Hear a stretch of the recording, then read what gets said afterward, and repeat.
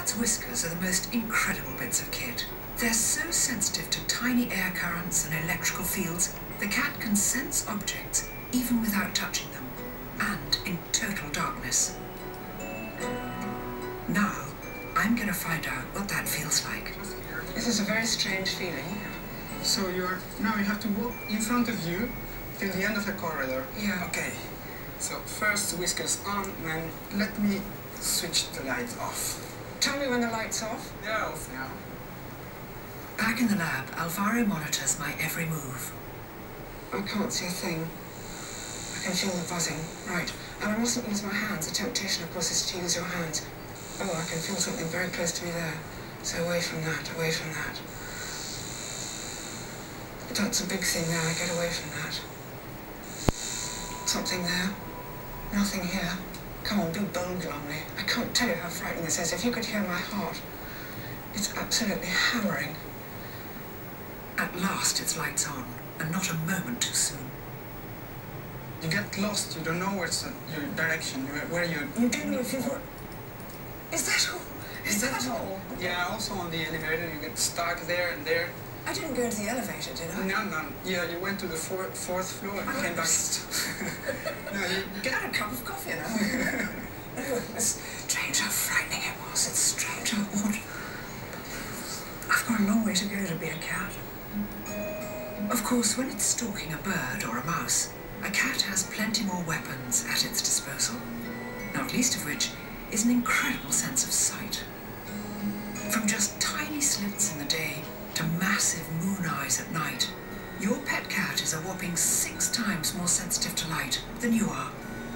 And with the addition of a natty pair of light-intensifying goggles, now I will be too. Too many things to adjust. Okay. So it should be... Tell me how it feels. That feels... The line of sight. Yeah. That's good. Okay. So we'll probably switch the light off and we'll see. Oh, I see the lights on. Oh. Yeah, so it's too easy. What about now? Oh, Now I can't move, I don't see anything.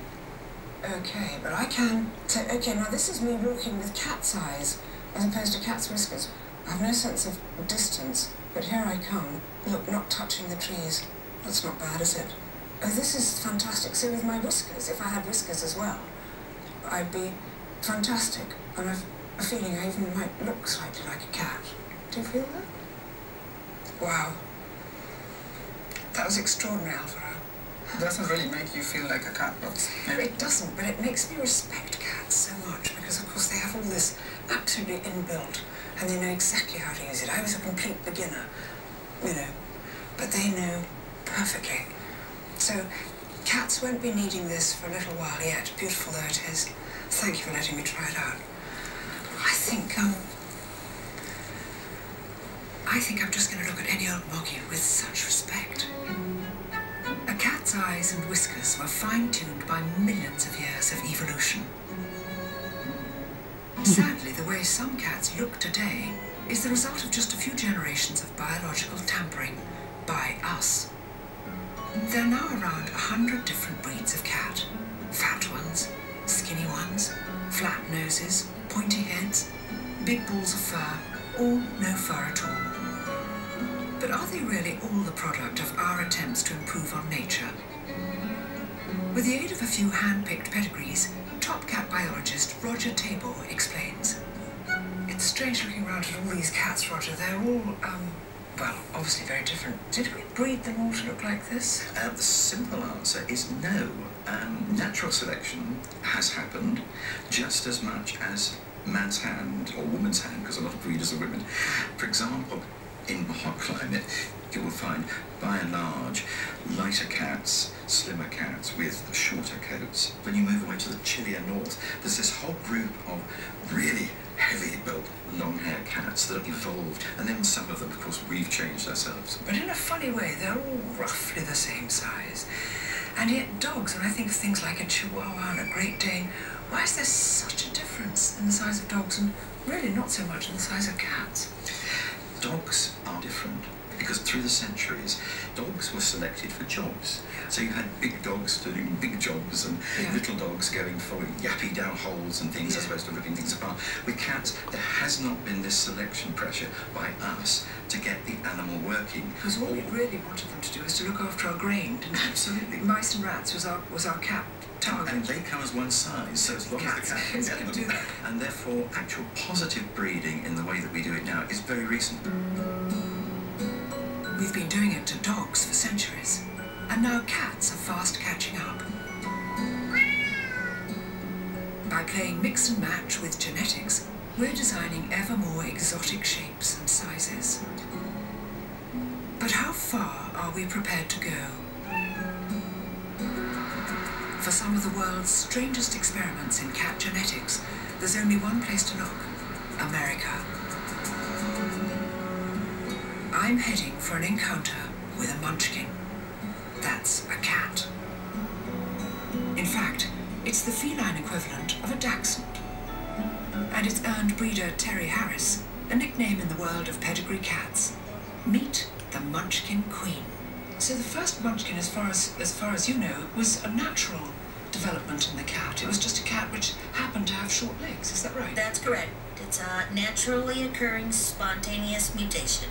Yeah. The gene that is responsible for the dwarfism shortens only the long bones in the leg. It would be like from your elbow on down. Now this is a strange looking little creature, isn't it?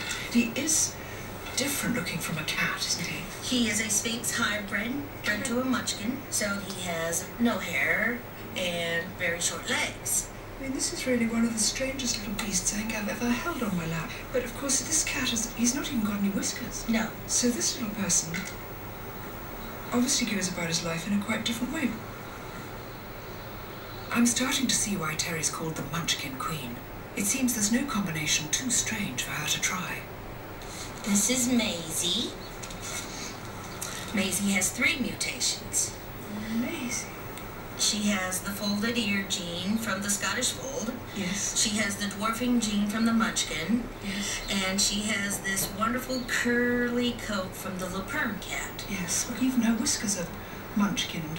Little one, look at you, Maisie. Can I hold you, baby? Look at those little ears. This is such a little sweet cat. Little sweet cat. Now, Terry, a lot of people would say, but cats are so beautiful in their original cat shape. Why would you want to make them have short legs? Well, I am a neophile, which means that I like things that are very different and non-traditional. I just think that they're just adorable. They're comical. They come in all different colors, short hair, long hair. And just from the moment that I saw one, I just had to have it. This mutation doesn't bring about any kind of illness, does it? No, they don't have any limitations other than perhaps the distance that they can jump. Now, I'm a short woman. I can't jump as far as a tall woman. But we jump, nonetheless. Is it right? Do you think you're playing God? If I felt that I was doing something wrong, I would not do it. I think that as long as the cats are healthy and happy, there might be a little something for everybody.